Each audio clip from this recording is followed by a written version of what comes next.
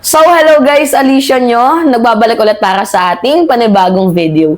So, mga minamahal, naalala nyo pa ba si policeman? Oo, yung si Paw Patrol, na kung saan pinagbantaan po itong ating gobyerno na subukan nyo lang galawin si FPRRD dahil meron kayong kalalagyan sa akin, sa aming mga kapulisan.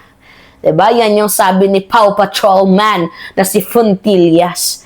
And pinagbantaan niya din before itong si PBBM. Na pesyo ang sabi niya, bakit ako susunod sa'yo kung mali yung pinag-uutos mo? Eh sino ba namang tangang presidente ang mag-uutos ng mali? Eh yung pagkahuli, pagka-aresto ni former President Duterte dahil po yan sa batas. Dahil po yan sa rule of law and due process. And although you have a freedom of expression or press freedom, okay sana. Pero you are a person of the government. Diba? Nagtatrabaho ka sa gobyerno. So basically, dapat apolitical ka. Sorry, non-political. Apolitical ka. Diba, hindi ka nakikisawsaw or nakikiapid sa issue ng gobyerno. Sundin mo ang konstitusyon, sundin mo ang batas, magtrabaho ka sa mamamayang Pilipino. Eh kaso mukhang siya pa yung nagsisimula ng war shock. Diba? Tapos tinawanan niya pa, hindi daw siya natatakot. Lalaban daw siya. Nung kinasuhan, humingi ng sorry. Nagmakaawa, patawad. Hindi ko na ulitin. Tapos, nasundan muli, mga minamahal. After humingi ng tawad, sasabihin sa media, ay, gawa-gawa niya lang daw yun. Kumbaga, eme-eme niya lang daw yun para patawarin siya. Eh ngayon, meron ka ng magandang picture. Tingnan nyo to mga minamahal. Uy, mugshot. O, anong kaso? Violation of inciting to sedition. RPC 142 in relation to Section 6 of RA 10175, June 16, 2025. Kahapon po, mga minamahal. Naks. Ngayon, basahin natin itong balita. Sabi dito sa balita, mga minamahal, yan, pakita ko na lang sa inyo. Ex-cop. Dismiss na pala siya, mga minamahal. Dismiss. Kasi mayroon pala tong issue sa sa health condition niya. Kumbaga, nagiging aggressive siya minsan. Parang nagkaroon siya ng issue noong 2021, pero dahil nga mabait ata yung kanyang napagtrabahuan, pinabalik siya sa trabaho. And then eventually, yung kanyang mood swing, bumabalik na naman. So anyway, ex-cop who threatened ICC, Interpol arrested over sedition raps. Ay, may napuntahan din. May napuntahan din, mga minamahal. Nandun ka na sa goal mo. Sabi niya, subukan nyo lang galawin si Duterte. May kalalagyan kayo sa amin. Diba? Hindi po ito warning. This is not a warning. This is a threat.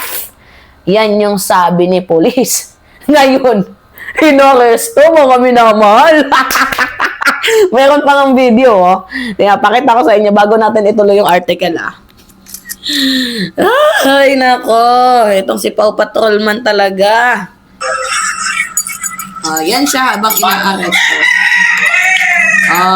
Binasahan ng Miranda rights.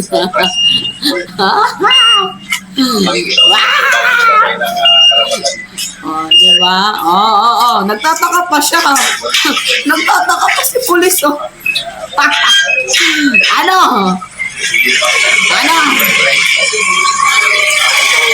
Ay, umiiyak. Umiiyak. Oh, lolo. Wow! Section 6 of RA 10175. Sipa Marie, Dayang Pahal. Ikaw ay may karapatang manahimik. Lahat ng sasabihin mo ay hindi gamitin laban sa iyo o sa halimang hukuman dito sa Pilipinas. Ikaw ay may karapatang magkaroon at mamili. Alam niyo naman yan, mga minamahal, yung Miranda rights na yan.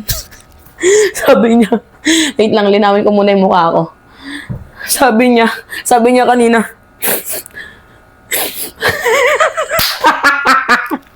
hindi kasi, di ba, atapang tao, mga minamahal. Oh, ngayon, may napuntahan yung pagiging atapang tao ni, ni Paw Patrolman. Di ba, ang lakas magbanta. Pinagbantaan yung ICC, pinagbantaan yung presidente, pinagbantaan yung gobyerno. Ay, talaga nga naman, sige. Tapos patuloy pa sa pagpo-post, naging vlogger nga instant, mga minamahal eh. Oo, diba? Tingnan nyo, may FB page na din siya, meron na din siyang TikTok, kulang na lang pumunta siya sa YouTube. Diba? Talaga nga namang may napuntahan. O, ngayon, basahin natin, tuloy natin yung kwento. Ayan, basahin natin sa inyo mga minamahal. Basahin ko na lang yan ha. Okay. Sabi dito, a former police officer was arrested in Quezon City on Monday afternoon on sedition charges over his social media post following the arrest of former President Rodrigo Duterte according to the Quezon City Police District or QCPD. An initial report sent to the media on Tuesday, the QCPD said the police district served the arrest warrant against Francis Steve Pontillas for the charges of inciting to sedition in relation to Section 6 of the Cybercrime Prevention Act of 10175. Ituloy natin ang kwento. During the arrest, habang sinasagawa ang pag-aresto, the accused was apprised of his constitutional right and language known and understood by him. Okay, sige, uphold mo yung rights mo. Okay, pinapayagan naman yan. Meron ka naman. Bawat isa sa atin merong rights. Yun nga lang yung iba na sobrahan, right?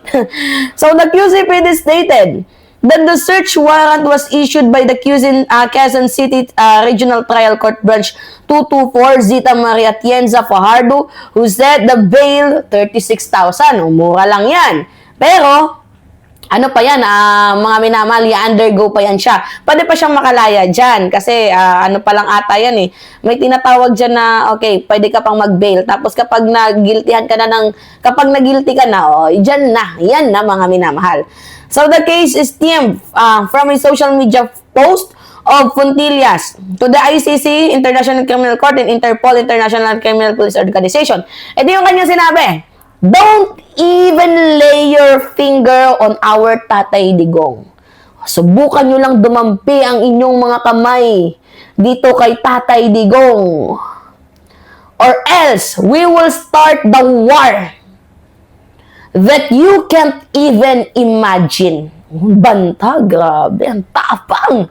This is not a warning. This is a threat. Yan, mali ng mga minamahal, don't even lay your finger on our Tatay Digong. Or else, we will start the war that you can't even imagine. This is not a warning. This is a threat. Ay, panis snacks! Inubo tuloy ako. Inom tayo tubig. Diba? Nakakaloka. Nanggagaling pa mismo sa isang police personnel. Dismiss na pala.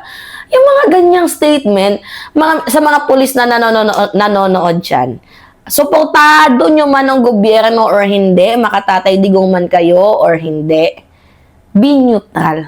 Be a non-partisan. Be apolitical. You know?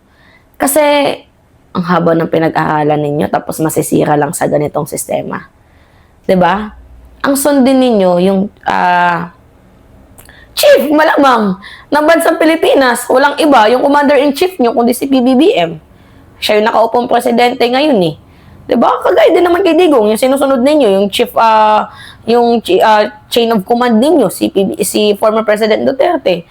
'Di ba? Sundin ninyo yung gobyerno at yung mamamayang Pilipino, yung konstitusyon. We all have a freedom. You can express your freedom, free speech. 'Di ba? As long as na wala ka namang tinatapakan or nasasagasaan.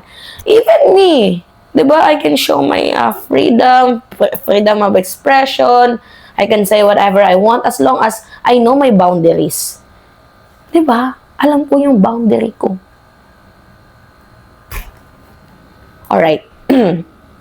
The QCPD earlier filed a complaint against Fontillas before the Quezon City Prosecutor Office for violating Article 142 of the revised Penal Code, which defines the crime of inciting to sedition in relation to Cybercrime Prevention Act. The QCPD previously said that Fontillas was assigned to the district personnel and holding admin section. However, he had been absent without the official leave since March. Awol. Okay, may video pa dito mga minamahal. Meron ako sa inyong alright, ipapanood. Okay. Sinampahan ng reklamong inciting to sedition ng PNP. Sinampahan ng reklamong inciting to sedition ng PNP ang isang pulis na kumukwestiyon sa pag-aresto kay dating Pangulong Rodrigo Duterte. Depensa ng inireklamong pulis, nagpapayag lang siya ng saloobin. Nasa frontline balitang yan si JC Cosico. Kahit presidente ka pa ng Pilipinas, kung mali yung utos mo sa akin, hindi kita susundin. Oh. Sino ka ba para sundin ko, di ba? Sino daw, wait lang. Police, kahit Sino daw si PBBM para sundin niya? Uy, baka hindi mo alam. Si PBBM ang chain of command ninyo. Pulis ka ba? At doon pa lang sa part na nakikialam ka sa politika, may violation ka na. Tanga. sa pag-question niya sa maling pag-aresto raw kay dating Pangulong Rodrigo Duterte. mali, Mali ang pag-aresto, unlawful act. Okay, questionin mo si General Torre. Questionin mo yung CIDG, questionin mo yung secretary, lahat ng official questionin mo. Total, magaling ka, 'di ba? yung pagka-aresto kay Duterte. Di ba?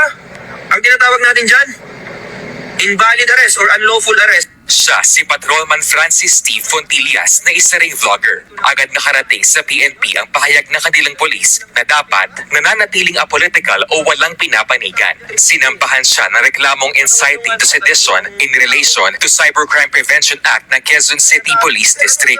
Sa QCPD District Personal Records and Management Division na destino si Fontillas noong isang buwan pero nakaawol simula noong March 6. Ayon kay Fontillas, hindi siya nag-awol. Aprobado raw ang kanyang leave mula March 6 to 19. Bagay na kinontra ng PNP. I-disapprove naman po because wala po siyang medical certificate na maipakita to justify po yung kanyang need for medical leave po. Natawa na lang si Fontillas nang malamang sinampahan siya ng reklamo ng PNP. Oh, yan yung sinasabing tawa now, tapos iyak later. 'Di ba? Balita to noon nung March 18, oh, tawa now. Oh, tapos ngayong June, June 16, oh, iyak. Oh, tawa now, iyak later, 'di ba? Questionable pa pero yung kaso na sinab na sa akin, halatang halata na nilalabag nila. Definitely, nilalabag nila yung right ko. Sagot dyan ng PNP, nire-respeto nila ang freedom of expression. Pero ibang usapan daw kapag pumasok na sa serbisyo ang mga polis. Alam po natin na yung basic rights namin, including po yung aming pahayag, whether pro o against, i-restrict po natin yan. Bagay na sinigundahan ng Malacanang. Kahit sino naman po sigurong Pangulo, mabibigla po sa tinuran ng sinasabing opisyal, uniform personnel. Alam po natin na pagka-uniform personnel, dapat po impartial Tama. at non-partisan. Tama. So, doon pa lamang po ay may violation na po siya. Kaya ko pong panindigan lahat ng mga sinabi ko, sir. Papanindigan ko yan, sir, kahit saan korte pa kami mag-usap. Sa record ng PNP 2021. Papanindigan niya daw mga minamahal kahit sa ang korte mag-usap. Tapos, nung binabasahan ng Miranda rights, umiiyak. Tangina mo, Fontillas. Dati ka bang gumagamit? Pumasok sa serbisyo si Fontillas. Isinailalim siya sa gamutan noong 2023 matapos umanong makitaan ng erratic behavior at pagkakaroon ng mood swings. After taking medication po ay nagkaroon, pinayagan po ulit siyang for the recommendation po ng pilit sa kanya. Subalit recently po ay nag-exhibit na naman po siya ng the same pattern of behavior. Isinasa ilalim sa neuropsychiatric test si Fontillas. Kapag napatunayang hindi siya mentally fit, posibleng matanggal sa serbisyo si Fontillas. Siguro kaya natanggal kasi hindi na siya mentally fit. 'Di ba? Kasi dismissed police officer na siya eh. Sayang naman yung pinag-aralan. Sayang naman yung board. Well, patrolman pa lang naman kasi. Kumbaga, wala pa yan kasi wala pa siyang ranggo eh. 'Di ba? Kaya hindi niya pa iniingatan yung name niya. Pero even pa, 'di ba, mga minamahal. Wala, okay. See?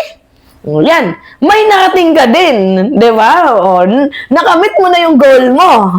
O, 'di ba? Pasikat pa more.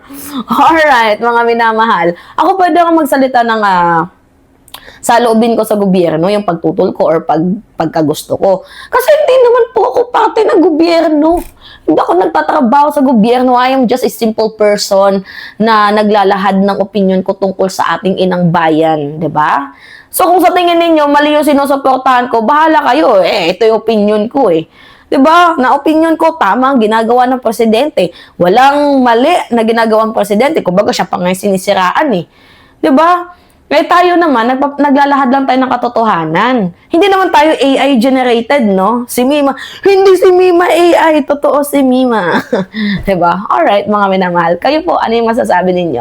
Anyway, it's me again, Alicia Nyo, at nagbabalik muli para sa ating panibagong video.